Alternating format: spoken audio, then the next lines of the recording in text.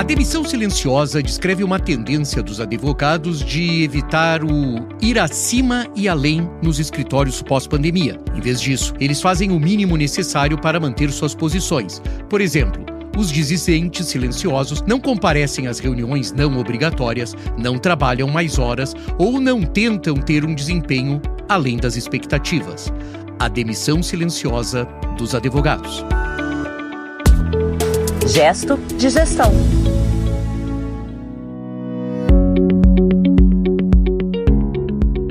Olá, bem-vinda, bem-vindo, bem-vinde. Estamos na terceira temporada do Gesto de Gestão, o podcast da administração de escritórios de advocacia. Aqui quem fala é o Ale Lupe, o Alexandre Lupe, só naquela coisa formal na hora de assinar o contrato. E essa é uma iniciativa do André Porto Alegre, jornalista especialista em gestão legal, e tem a participação da minha amiga Daniele Serafino, que tá aqui também no estúdio. Oi, gente. Legal. André, você tá bem? Estou bem, estou ótimo, Lupe. Olá, Daniele, olá os nossos ouvintes. Olha, eu vou usar o meu espaço aqui para fazer uma denúncia. Música de denúncia, né? Na verdade é uma revelação. O André Porto Alegre continua nos Estados Unidos e esse programa foi gravado com alguma antecedência. Pronto, falei. Mas dedurei. Dedurou. Bom, o que significa dizer, Lupe, que se algo bombástico acontecer na gestão de escritórios de advocacia, nesse meio tempo, teremos de promover um break news do Gesto de Gestão, que é o meu sonho, né? Vocês sabem que é o meu sonho, Daniel. O André já falou isso, eu não vejo a hora de meu sonho, eu tô louco pra fazer como um jornalista, eu quero fazer um break news um dia. Assim, música, vinheta, de uma maneira bombástica. Mas, baita X9, hein, Lupe, aqui, cai entre nós. Mas é verdade, quando o episódio for ao ar, estarei terminando a minha estadia em Nova York e por isso gravamos esse episódio com antecedência, mas para falar de um assunto bastante importante e relevante. O escritório Napoli Chicolnik, é reconhecido no mercado estadunidense por ter advogados que fizeram parte das equipes responsáveis pelo histórico acordo de 816 milhões por ferimentos sofridos, de dólares, né, obviamente, por ferimentos sofridos pelos socorristas do World Trade Center devido à poeira tóxica do Marco Zero. Então, olha que interessante após os ataques. Então, esse é um escritório, Daniele, relativamente pequeno, mas considerado muito combatível, porque ele não é dos escritórios, ele deu para os socorristas por conta da poeira tóxica, né, que era uma questão do amianto que existia no World Trade Center. E ele ficou muito conhecido, ele é um escritório que ficou conhecido nos Estados Unidos por conta disso. Esse acordo, né, de 650 milhões, tem esse dos 816, ele também é conhecido por um acordo de 650 milhões relacionado ao medicamento para coração Pradaxa, e um acordo de 100 milhões envolvendo o dispositivo de controle de natalidade Nuvaring, bem como da histórica série de acordos de bilhões de dólares em um importante caso de drogas dietéticas. O que eu quero dizer com isso é que esse nosso escritório, que não faz parte... Tá rico. Ele tá rico e é um pequeno, mas complica. Olha, né? sabe aquela pedrinha Foi tantos que milhões que eu fica parei dentro de do somar. sapato? É esse cara.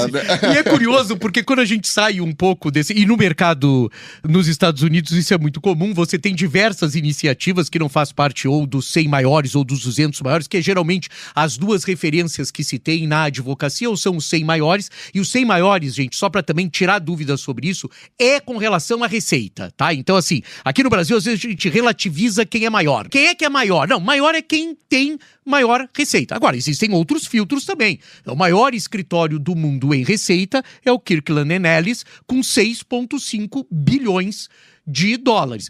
O maior escritório em número de advogados é o Dentons, que tem mais de 12 mil advogados. E o maior escritório em litígio do mundo é o King Emanuel, que é o escritório com o maior número de litígios. Todos esses fazem parte dessa sanha dos 100 escritórios. Mas esse nosso amigo aqui, o Napoli Chicolnik, é um escritório que ficou muito conhecido exatamente por conta dessas brigas, Daniel, um pouco mais consumeristas, né? Assim, essas brigas lá. A banca se define como um escritório de litígios que fornece representação às vítimas de medicamentos e dispositivos médicos com prescrição defeituosa, doenças relacionadas ao amianto, amianto, é o caso do World Trade Center, acidentes de aviação, litígios complexos, outros danos pessoais e graves assuntos. Eu particularmente gostaria de dizer que eu gosto muito dessa advocacia meio raiz, tá, gente? Eu acho essa...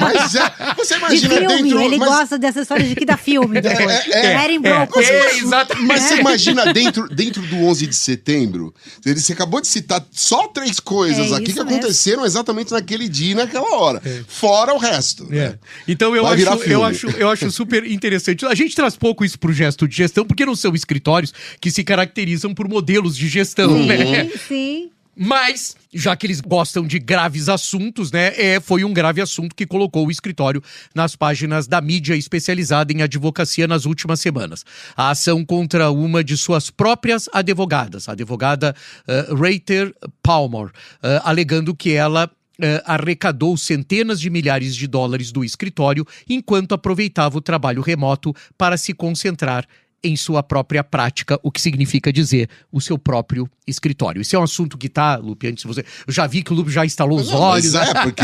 né? Esse é um assunto que... Como ela fez isso, tá movimentando aí as questões. A advocacia, porque, teoricamente, é um aspecto... Essa demissão silenciosa, eu acho que a Daniele, uma vez, acho que até não foi nem num gesto de gestão, acho que numa reunião que nós tivemos, acho que a Daniele comentou... A gente falou sobre a demissão silenciosa, e tem efetivamente um caso real, com nome, sobrenome, escritório, advogada e tudo mais. Então, mas é sério, agora como é que o escritório reagiu? Que pé que tá isso aí? Então, o processo alega que a doutora Palmer, né, desistiu silenciosamente, uma suposta tendência na qual os colaboradores fazem o mínimo absoluto exigido para o seu trabalho. Acredita-se que este seja o primeiro processo desse tipo aberto com escritórios que lidam com o trabalho híbrido, né, o que, em tese, favorece a prática do quiet quitting, termo em inglês para essa situação. Então, temos o termo em inglês também, tá? Os representantes de Palmer, né, da advogada, afirmam que ela está preparando o seu próprio processo, acusando o escritório de discriminação no trabalho. E disseram que o processo de demissão silenciosa é preventivo e retaliatório. Ou seja, eu tive acesso, não acesso a todo, obviamente, aos autos, mas o que existe é uma advogada negra, tá? Então acho que cabe aqui para a título de informação, é uma advogada negra e que diz que o escritório tomou essa atitude porque ela estaria preparando, quer dizer, é uma atitude preventiva do escritório, porque ela estaria preparando uma acusação de discriminação.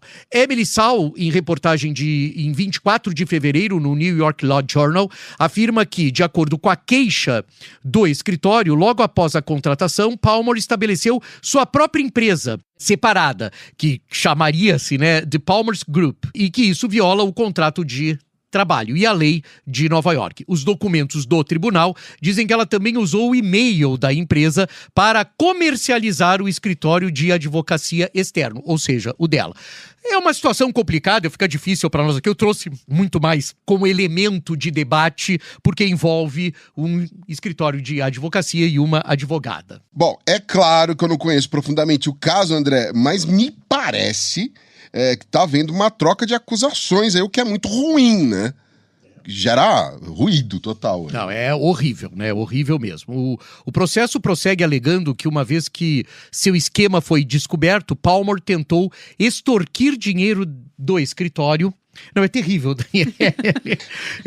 O André tá rindo de nervoso, né? Não, é que é uma coisa curiosa, né? Eu acho que a Daniela concorda. É quando chega ao extremo uma situação que a gente vai passar a viver, né? Quer dizer, essa questão da demissão silenciosa pode ser que fique muito frequente. Um certo desinteresse, né? O não ir acima e além no seu trabalho. Só que nesse caso, ele ficou uma coisa... Quer dizer, o escritório acusa de extorsão, fazendo alegações falsas e difamatórias, de discriminação dirigida a outros do escritório. Ela teria feito isso sem qualquer base factual. Palmer continua advogada do escritório e continua a receber sua E aí é entre aspas, tá?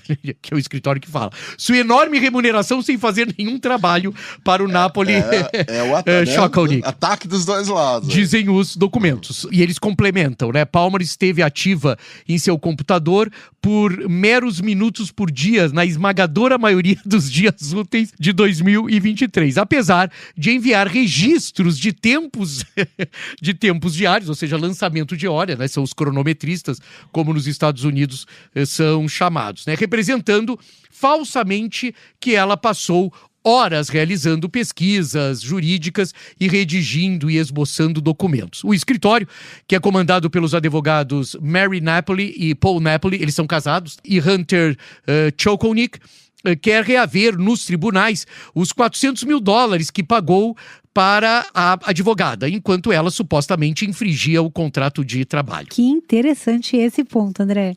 Porque, assim, primeiro, assim, como se fosse um fenômeno, né, do quiet quitting, que até a tendência das novas gerações passa um pouco por isso, mas o olhar do escritório que acha que sofreu quiet quitting, querer reaver o valor pago. Então, assim, eu tô um pouco chocada aqui com esse precedente. Esse é o breaking news. Esse é o breaking news que nós vamos falar. Olha o precedente. É verdade. E é nesse sentido, tirando as questões éticas que estão envolvidas, né, de ambos os lados, é nesse sentido que eu acho que tem uma preocupação. O escritório também quer que o juiz declare e decrete e julgue a saída silenciosa, o que seria a primeira vez, que seria, né, é um precedente, inclusive, sob o ponto de vista legal, conforme demonstrado pelos registros do computador e a falta de conformidade com as políticas do escritório, que constituiria um descumprimento do contrato de trabalho. Só relembra uma coisa aqui, e quem tá na outra parte é o escritório dos bombeiros do World Trade Center? É aqui? Não, o escritório dos bombeiros é que é esse que tá fazendo. Ela contra eles. Ela contra eles. Eles contrataram, ela foi uma contratação, é curioso essa questão, depois eu estava lendo, ela foi uma contratação que o escritório fez, é esse escritório dos bombeiros, dos medicamentos dietéticos, etc e tal, eles não estão em Nova York, do ponto de vista físico, eles contrataram ela para atuar em Nova York, é uma advogada até conhecida, etc e tal, em um determinado momento, eles perceberam que ela não estava mais dando tanta atenção para o escritório, e fizeram essa denúncia mesmo, assim, e segundo eles têm provas sobre isso. Ela, em contrapartida, ela se defendendo, ela tem advogados, contratou advogados, se defendendo dizendo que ela estava preparando uma ação de discriminação contra esse escritório, que por isso é que eles tinham se antecipado dizendo que ela estava em uma demissão silenciosa. Bom, esse cara, eu tô bom pra fofoca, né? Adorei. Já terminou o Big Brother. Esse dá filme. Tem muito material nisso aí. Esse dá filme. Muito interessante. Escuta, tem um artigo da Harvard Business Review de setembro de 2022 que você vai comentar já, André, porque há algum tempo o jornal Valor Econômico publicou uma reportagem sobre esse assunto, mas sem dúvida com esse exemplo que você trouxe aí, escalou, né? Há alguma literatura sobre o assunto genérica ou dirigida aos escritórios?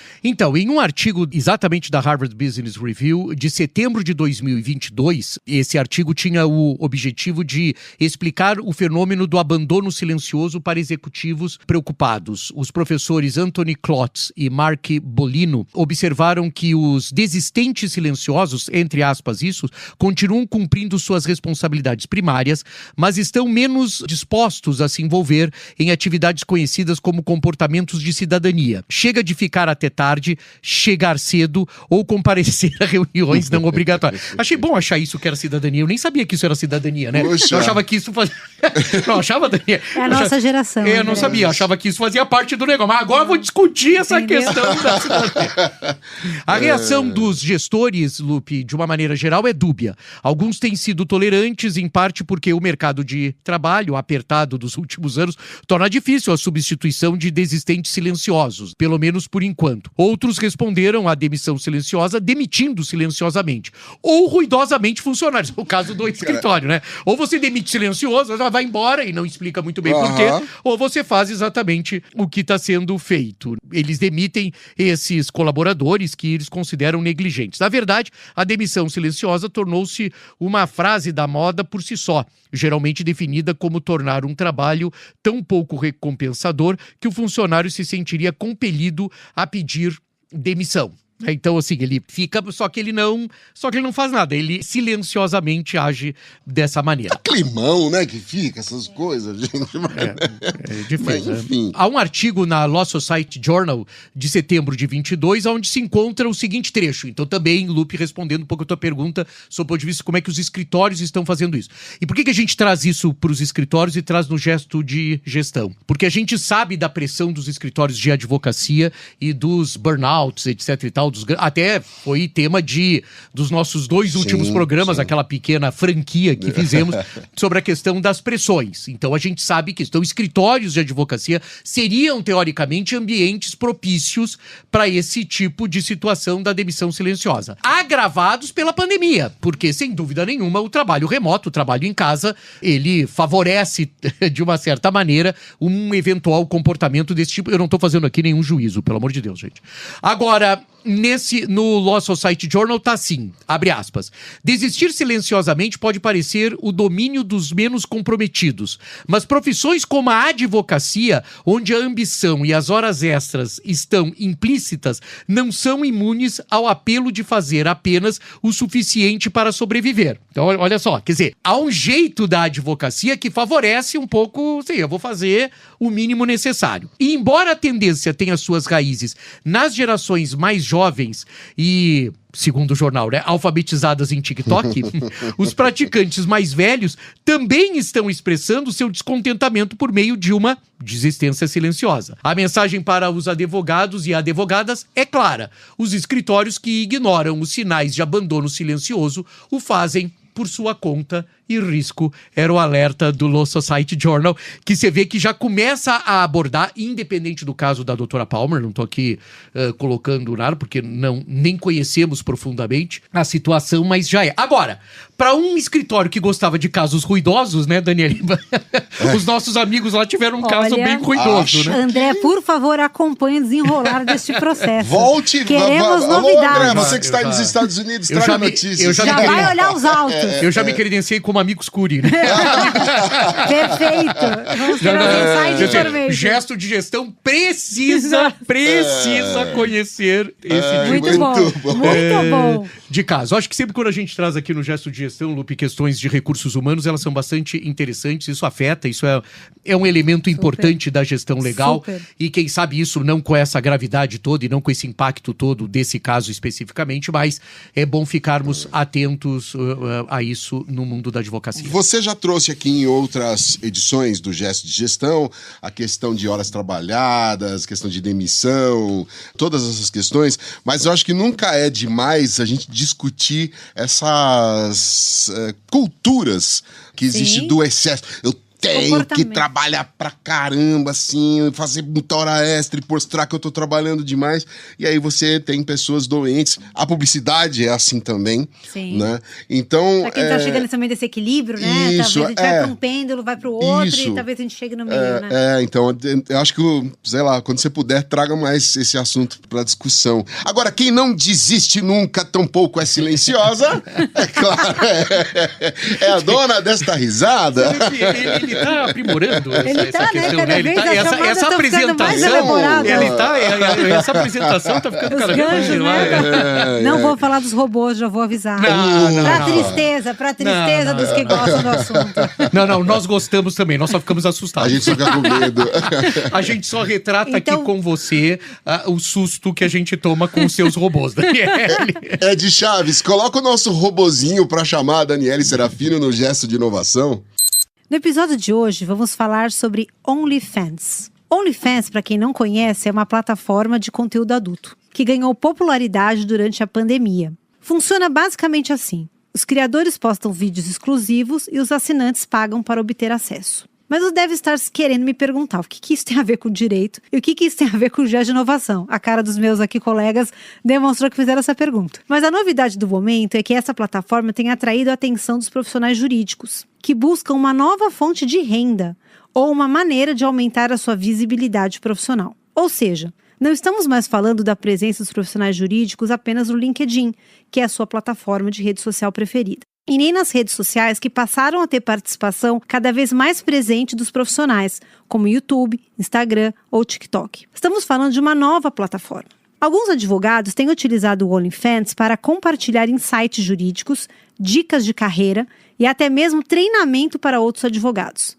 Embora possa parecer estranho para alguns advogados usar uma plataforma conhecida por conteúdo adulto, outros veem isso como uma forma de inovação e adaptação da profissão à era digital, além de permitir que os advogados alcancem novos públicos e aumentem a sua visibilidade e credibilidade profissional. No entanto, alguns fatos polêmicos ganharam espaço na mídia e levantaram questionamento ético sobre a participação de profissionais jurídicos nesse tipo de plataforma. Recentemente, uma advogada decidiu deixar o seu emprego em um escritório consolidado americano para se dedicar integralmente ao OnlyFans. A notícia foi divulgada pela CNN e a notícia dizia que a profissional conseguiu aumentar significativamente sua renda na plataforma em apenas poucos meses.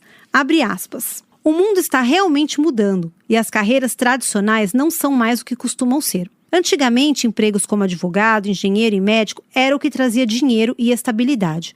Mas agora, com a internet, há infinitas possibilidades do que se pode fazer. E ela completou mencionando que o OnlyFans não era apenas sobre dinheiro, mas sim um veículo para escapar de uma carreira no qual ela não era feliz. Outro caso que levantou mais debates ainda foi noticiado no New York Post, em 25 de março de 2023. O jornal noticiou que o juiz Gregory Locke estava trabalhando com uma estrela do OnlyFans. E ele usava na plataforma o nome Judd Locke, que ele é um juiz, afinal de contas, né? E ele estava cobrando por um conteúdo, que ele fornecia um conteúdo adulto, $25 por mês para terem acesso às suas fotos e seus vídeos explícitos. André, posso te garantir que eu vi algumas fotos e elas são picantes. A revelação gerou indignação entre alguns que argumentaram que era inapropriado para um juiz se envolver em tal comportamento. No entanto, outros defenderam o juiz, dizendo que ele tinha o direito de buscar qualquer meio legal de renda que escolhesse. O resultado foi que ele foi removido do cargo de juiz por comportamento antiético. Venceu a barreira tradicional do direito. Será que o uso do OnlyFans por advogados pode ser uma tendência emergente? A visibilidade de profissionais jurídicos nesse tipo de plataforma envolve alguma questão de ética profissional? A questão do decoro na profissão jurídica ainda é uma questão relevante para os clientes da época atual? Tenho mais perguntas do que respostas, mas não posso deixar de observar a ampliação do uso dessa plataforma pelos profissionais jurídicos. Eu fiquei com a imagem do juiz. Desculpa, gente. Eu tô vendo aquela. Imagina que. Agora, olha, eu tenho uma coisa. Que voltem os robôs, né? Que voltem os robôs. Agora. Você vê que a gente fez essa observação. Não estão satisfeitos com nada. Não estão nada agrada, né? Nada agrada. Mas sensacional isso aqui, porque tem muito a ver com todo esse universo, né? A demissão silenciosa, o OnlyFans. Quer dizer, a gente tem toda essa. E sabe uma coisa que eu não falei, André? Ele colocava no perfil dele, tinha a foto dele, ele colocava Judd Locke, né, era o nome do perfil, juiz Locke, e ele falava assim, de dia, colarinho branco, de noite, me aguarde. Pronto, agora é que o Lupe não vai dormir. E aí? Agora terminou, agora o Lupe não dorme mais. Se o Lupe já sem essa chamada, o Lupe já estava imaginando. E o pessoal caiu matando, André, porque ele usou o cargo para se promover. Porque ele usou juiz Locke, né? Podia chamar Locke só. E ele usou o colarinho branco de dia pra atrair os fãs pra ganhar $25, né? Por acesso da sessão. Mas o problema é que os volumes desses acessos são muito altos. Agora, tem uma questão aí de... Primeiro vou usar uma frase aí que é antiga, né? Mas tem uma quebra de paradigma. Agora eu tô falando no advogado estar no OnlyFans. Exatamente, esse é o nosso ponto. Ali como consultor ou como advogado. Insights, fazer treinamentos. E é inovação. Exatamente. E assim, e com certeza você acaba atraindo pessoas que entendem totalmente essa proposta, né? E vamos dizer assim, e uma outra coisa engraçada seria assim, já pensou um escritório tipo, sei lá, Lupe o André Vitor, no OnlyFans. Lupe, Vitor e Andrés, estamos no OnlyFans. Vai atrair público, vai bombar o canal. Eu agradeço, Daniel, é uma generosidade da sua parte, sem dúvida nenhuma, né? A família agradece, a família penhorada agradece. É uma renda extra. Uma renda extra e a sua generosidade de pensar que possa haver público. Mas o Lupe captou perfeitamente, porque assim, ele pensa, é uma plataforma que tá bombando, E aí ele tá lá, vamos pensar não no caso do juiz, né? Vamos pensar nos outros que estão dando os insights jurídicos. Ele usa a plataforma que já tem o seu tráfego alto para dar os insights jurídicos. Gente, vocês sabem que tem muitas pessoas, muitos podcasts utilizando o Xvideos. Então, olha aqui, pra falar de outra coisa. Isso, é o caso aqui, pra falar de outra coisa. Bom, esse episódio vai longe, a gente já falou demais depois da Dani. Vamos parar por aqui, antes que sejamos... Rendeu. Põe em ordem nisso. Voltem os robôs, voltem os robôs, né? Tudo vestido, né? Gente, obrigado, Dani. Obrigado, André. Essa foi a edição número 57 do Gesto de Gestão. Quero agradecer ao Vitor Presoto, que tá na mesa, também o Ed Chaves, que monta e edita, e a equipe da Compasso Colab, que distribui e dá aquela força pra gente aqui no Gesto de Gestão. É isso aí, a gente tá de volta no episódio 58 com o André Porto Alegre com os pés em terras brasílias. Até lá! Gesto de Gestão.